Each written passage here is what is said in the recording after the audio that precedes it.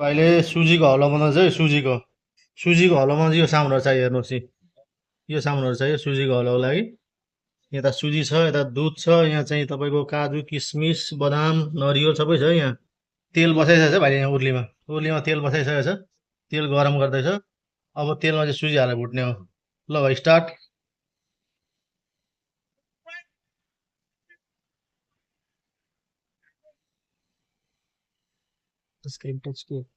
हमारा भाई अभी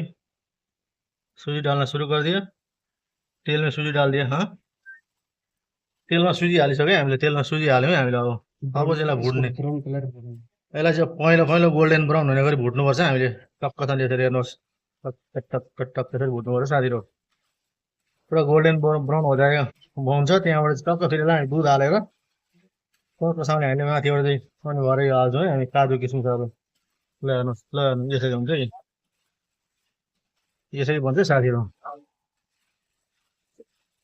सुजीको हलुवा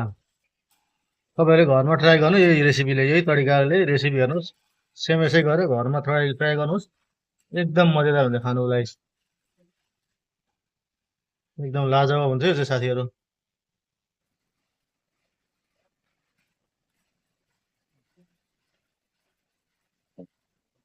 हेर साथी यसरी बन्छ है टक्क टक्क टक्क हामीले हल्लाइरहेको छ अहिले मजाले यसलाई चाहिँ ब्राउन बनाउनु पऱ्यो अलिक पहेँलो पहेँलो हुन्छ नि गोल्डन ब्राउन हेर्नु कलर चेन्ज हुँदै आउँछ हेर्नु चाहिँ कलर चेन्ज हुँदैछ कलर ल साथी हेर है यसरी ब्राउन हुँदैछ है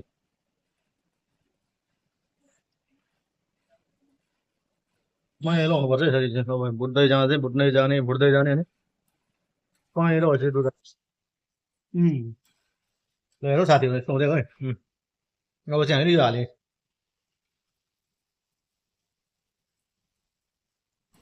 सबै हालेको थियो चलाउने फेरि टक्कसँगले हाल्यो चलायो अब अलिकति पानी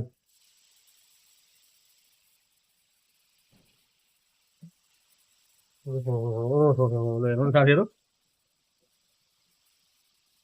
पुरा बोइल गर्नुपर्छ साथीहरू हुन्छ लु यसलाई पकाउनुपर्छ मजाले त्यसैले सुजीको हलुवा ल साथी ल यसको मसलामा खालि चिनी थोडा स्विट खानु मनपर्छ हामीलाई र स्विट खान्छौँ हामीले चाहिँ मिठो मिठो यहाँ चिनी पनि हालिदिइसक्यौँ है हेर्नुहोस् माल चाहिँ हेर्नुहोस् न माल सुजीको हलुवा चाहिँ आज चाहिँ एकदम मजेदार हुन्छ साथीहरू चाहिँ खतरनाक हुन्छ है साथी हो ल है यसरी बनाउनु तपाईँहरू ट्राई गर्ने घरमा एकपल्ट जरुर ट्राई गर्नु यो तरिकाले बनाएर नानीहरूलाई खुवाउनु बच्चाहरूलाई आफूले खानु ब्रेकफास्ट राम्रो हुन्छ एकदम अब यहाँ हामीले दुध गऱ्यौँ एड हेर्नुहोस् यसरी दुध हाल्नुपर्छ टक्कसँग दुध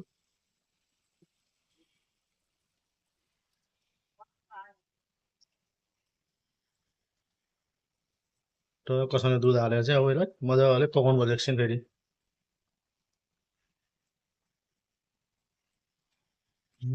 यसरी कक्क चलाउँदै लाने मजाले पकाउनु पर्छ यसलाई तर निचे गरेर घी अब यसमा घी हाल्नुपर्छ घिउ चाहिँ एकदम हेर्नुहोस् क्वालिटी घिउ हुनुपर्छ मिलमा आएको चलो अब घिउ हालेर चट्टसँगले हो लाजवाब अब आउँछ मजा यसमा चाहिँ अब चाहिँ अझै मजा आउँछ साथीहरू लु हेर घिउ हालेपछि चाहिँ फ्लेभरै अलग भयो नि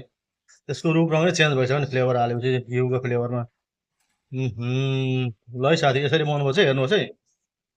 टक्कसँग यसरी बनाएर चाहिँ बच्चाहरूलाई खुवाउनु बिहान बिहानै ब्रेकफास्टमा बहुत दामी हुन्छ साथमा चिया होइ भइसक्यो यो त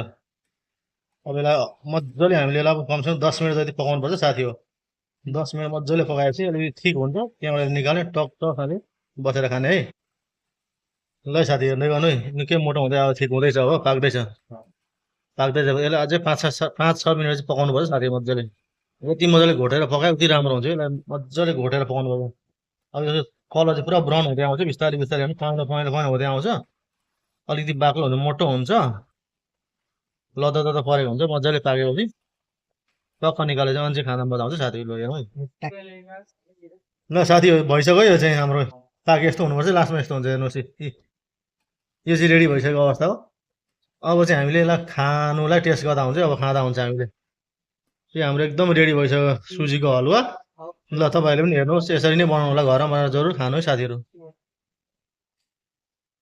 ल भयो साथी हो नि हलुवा चाहिँ रेडी भएछ रेडी छ ल ल म टेस्ट गर्छु है कस्तो भयो त